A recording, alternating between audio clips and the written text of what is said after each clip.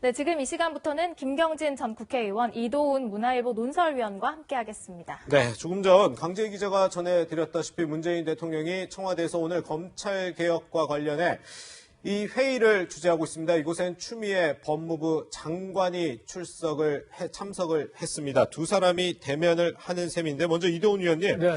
문 대통령이 지금 이 논란의 중심에 있는 추미애 장관에게 힘을 실어줬다 이렇게 분석할 수 있을까요?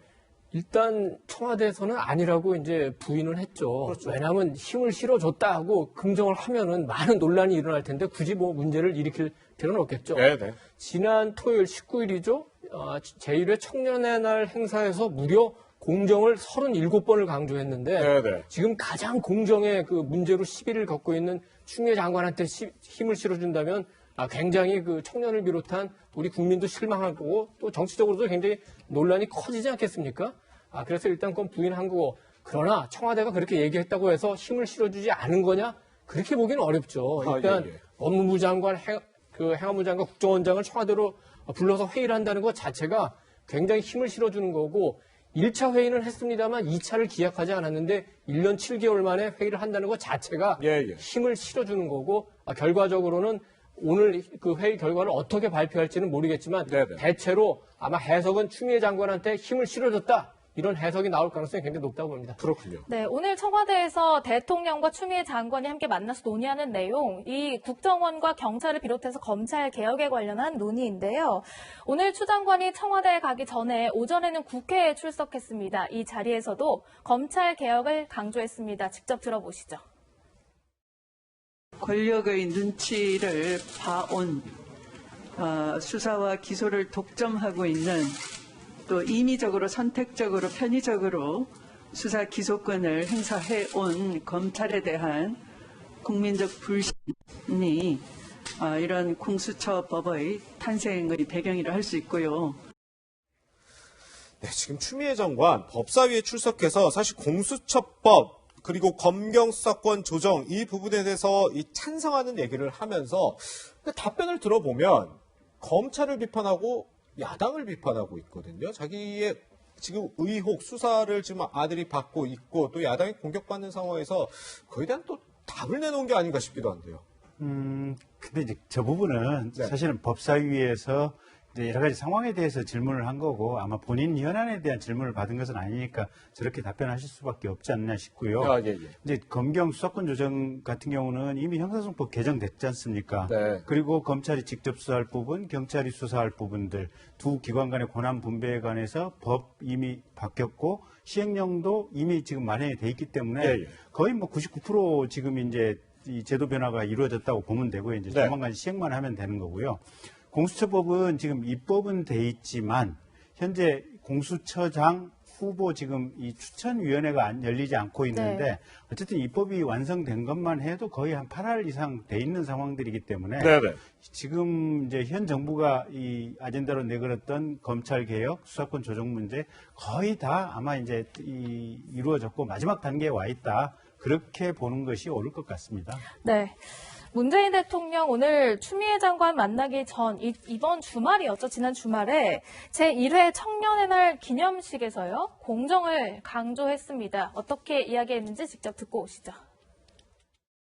오늘 저는 여러분과 우리 사회의 공정에 대해 허심탄회한 이야기를 하고 싶습니다. 기득권은 부와 명예를 대물림하고 정경유착은 반칙과 특권을 당연하게 여겼습니다. 청년의 눈높이에서 공정이 새롭게 구축되려면 채용, 교육, 병력, 사회 문화 전반에서 공정이 체감되어야 합니다.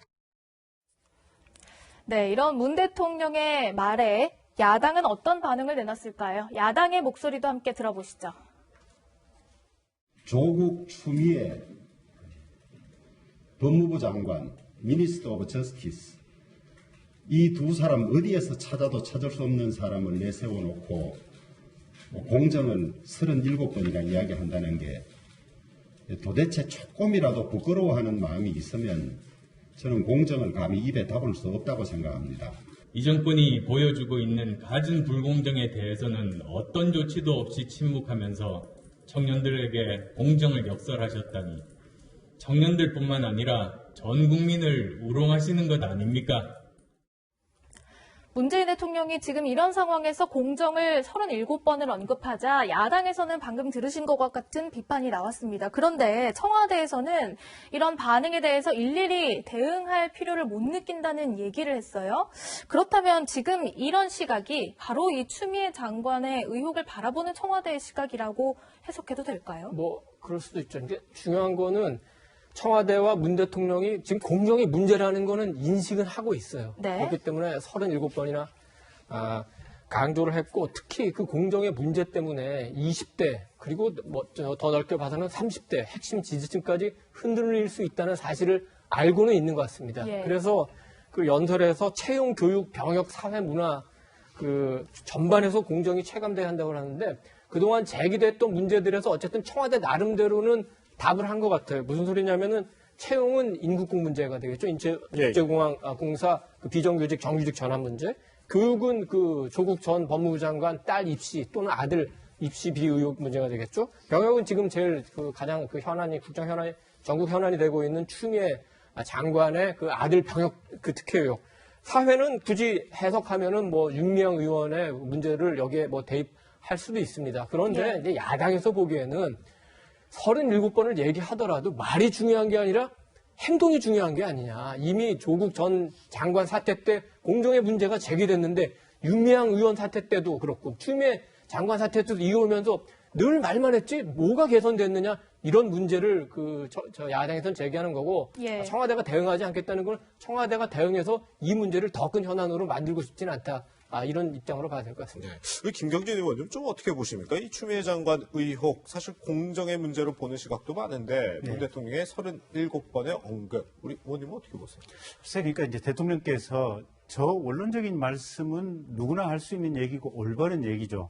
근데 구체적인 현안으로 들어갔을 때 조국 장관 본인 또는 조국 장관의 자제분들, 그다음에 조국 장관의 사모님, 조국 장관의 동생과 관련된 여러 가지 문제들과 관련해서는 아무런 말씀이 없고 오히려 마음에 빚만 졌다.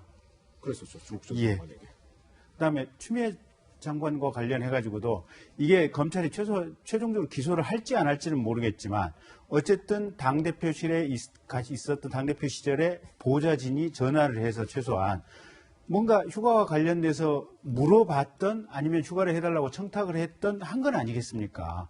그러면 어느 대한민국의 병사가 휴가와 관련해서 당대표의 보좌관이 직접 전화를 받는 경우가 얼마나 있겠습니까?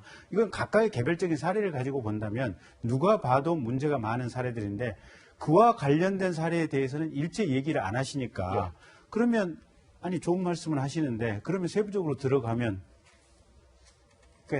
결국은 이제 대통령 말씀에 이제 보통의 국민들이 느끼기에는 힘이 없지 않느냐 이제 그런 느낌이 드는 거죠. 그렇군요. 네, 이런 가운데 추 장관 아들 의혹에 관련한 야당의 공세는 계속 이어지고 있습니다. 이번에는 국방부가 검찰에 제출하는 자료가 마치 추 장관 아들의 해명 문건을 작성해 준 것 아니냐라는 야당의 주장이 나왔어요. 이건 어떤 내용입니까, 위원님? 한동안 이제 논란이 됐던 문제, 왜 요양 심사를 거치지 않고 병가를 2번이나 갔느냐 이 문제가 제기됐는데 그거에 대해서 요양 심사를 거치지 않고 병가를 간 사례를 국방부가 이제 검찰에 제공을 한 거고 또 하나는 그 이제 김대위로 알려져 있습니다만 상급 부대의 그 대위가 서일병 소속 부대로 와서 휴가 연장됐다. 얘기하고 그 대위가 누구인지 국방부는 파악하고 있었는데 그거를 그 검찰에 알려주고 언론에는 알려주지 않고 이런 문제를 이제 제기하는 건데 무슨 이제 야당이 제기하는 문제는 이렇습니다. 국방부가 왜 그 서일병한테 유리한 자료만 검찰에 주느냐? 혹시 서일병을 무죄로 만들기 위해서 검찰이 일부러 그런 거냐? 그렇지 않으면은 검찰이 서일병에게 유리한 자료만 요구를 한 거냐. 예를 들어서 요양병원 요양심사를 거치지 않고 병가를 간 사례라든지 그래서 그 검찰의 요구에 맞춰서 그 국방부가 그 해당 자료를 준 거냐. 어느 경우라도 이건 문제가 있는 거 아니냐 하고 이제 야당에서 지금 제기를 하고 있는 겁니다. 그렇군요. 이렇게 지금 추 장관 아들의 군 휴가 관련 의혹, 매일같이 새로운 의혹들이 제기되는 가운데 또 한 가지 지금 추 장관 관련한 논란이 벌어졌습니다. 바로 정치 후원금을 제대로 썼느냐 이에 대한 의혹입니다. 먼저 의원님, 지금 또 이런 의혹이 새로 나왔더라고요. 추 장관이 국회의원 시절에 이제 개인의 싱크탱크로 보이는 곳에 셀프 후원을 한 거 아니냐, 지금 이런 의혹이 나왔거든요. 예, 저기 방금 화면에 나왔다시피 예. 지금 2014년 9월에 꿈보따리 정책연구원이라고 하는 단체에 네네. 정치 후원금을 400만 원을 기부했는데 저 꿈보따리 정책연구원은 사실상 추미애 당시 의원의 네. 어떻게 보면 반대 조직 아니냐, 자신이 운영하는 조직 아니냐, 네네. 그런 어떤 의혹 제기가 가능한 거고요. 실제로 이제 그걸 뒷받침하는 부분들이 저 꿈보따리 정치연구소의 대표 이메일이라든지 이런 부분을 보면 이게 동일한 흔적들이 이게 나오고 있습니다. 네네.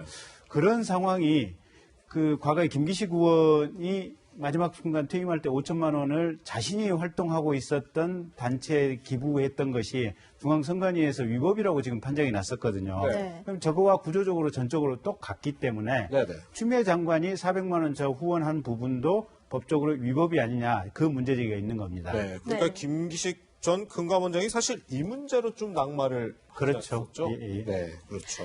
네, 이뿐만이 아닙니다. 또 추 장관이 정치자금 카드를 딸의 식당에서 사용한 것 아니냐 이런 지적이 나오자 추미애 장관 국회에서 이런 답변을 하기도 했습니다. 들어보시죠. 혹시 그 이태원에 간 기자들한테 뭐 특별히 이태원에 그 식당을 가게 된 이유나 그 식당을 누가 운영한다 이런 말씀 하신 적 있으십니까? 꼭 그렇게 하셔야 되겠습니까? 정치자금은 국민의 의혹이 사는 일이 없도록 또 가게의 지원이나 딸의 가게를 돕기 위해서 지출하려고 거둔 게 아닙니다. 자, 들어가십시오. 아니 그걸 딸 가게라고 해서 제가 공짜로 먹을 수는 없는 거죠. 네, 딸 가게니까 공짜로 먹을 수는 없는 것 아니냐라는 답변이 뭐 동문서답이다 이런 지적도 사실 있었습니다만 지금 야당이 제기하는 이런 정치자금 위반 의혹들 수사를 할 수는 있는 사안인 건가요? 그러니까 공소시효가 5년이니까 예. 지금 이제 4건의 문제가 제기됐는데 그 중에서 제일 마지막 2017년 그 1월에 충남 논산에서 그 정육점에서 고기 먹은 거, 예. 이거는 이제 그 공소시효가 끝나지 않았기 때문에 누군가 소를 제기하면은 어떤 형식으로든 처벌받을 가능성이 굉장히 크죠. 네네. 나머지 문제들도 그 공소시효가 지난 부분도 있고 또는 이제 액수가 아주 적게는 3만 6천 원에서 이제 많게는 400만 원인데 이제 뭐가 문제냐면은 이렇게 그 작은 잘못이라도 여러 번 쌓이면은 우리가 흔히 말하는 적폐가 되고 그것이 더 큰 어떤 부정이나 비리로 연결될 수가 있다. 그리고 네. 이렇게 직접 그 잘못 사용된 것이 나오면은 그렇다면은 그 딸이나 아들 문제에 대해서도 그 추 장관이 직접 개입했을 가능성이 있지 않느냐 이런 추정도 가능하고 또 하나는 하나하나 따져보면은 설명도 가능하겠지만 굉장히 국민들 보기에 불편한 점이 있습니다. 예를 들어서 2011년 1월에 하이온 리조트 강원랜드에 가서 30만 원어치 이제 그 휘발유를 넣었는데 이것이 만약에 보좌관들이랑 워크숍을 하러 가면서 그 본인의 차와 보좌관의 차에 그 기름을 넣었다면 상관없지만 네. 가족들이랑 여행을 가는데 그걸 넣었다면은 정치자금 카드로 가족들 그 자동차에 기름을 넣어준 게 되지 않겠습니까? 예. 그다음에 그 꿈보따리 정책연구원 이거는 김기식 그 금감원장 같은 경우에는 사실 그때 셀프 정치자금 후원한 게 공소시효가 지나지 않았던 사건이기 때문에 좀 더 그게 무슨 그 위중하다고 볼 수는 있지만 어쨌든 본질은 같기 때문에 이 부분도 굉장히 지탄받을 수가 있고 이태원 식당 문제는 아까 우리 김 앵커가 그럼 공짜로 먹느냐 그랬지만 그건 논점을 흐리는 얘기고 왜 딸을 도와주기 위해서 정치자금을 저기가 사용했느냐. 그것이 설사 법적으로 문제가 없더라도 도덕적으로는 문제가 있지 않는 거냐. 그래서 그러니까 추 장관에 대한 어떤 도덕적 문제가 계속 제기되고 있는 겁니다. 예, 네, 그렇군요. 방금 말씀하신 내용 중에서 이제 추미애 장관의 정치자금 카드 사용 내역 중에 강원랜드와 관련된 의혹들 사실 어떤 곳에 어떻게 쓰였는지는 아직 사실관계가 명확치 않게 진행되고 있다는 점 다시 말씀드리겠습니다. 네, 이 정치자금 논란에 대해서 오늘 국민의힘에선 이런 얘기도 나왔습니다. 들어보시죠. 추미애 장관 관련해서 짧게 한 말씀 드리겠습니다. 몸은 파주에, 카드는 논산에. 여러분 이런 일 경험하셨습니까? 그래서 저는 이런 말을 드려봅니다. 몸파, 카논. 몸은 파주 부대에 있는데 카드는 논산 고깃집에 있습니다. 추미애 장관님 부디 설명 부탁드리겠습니다. 아니, 의원님, 이 부분 조금 제가 궁금해서 여쭤보는 건데요.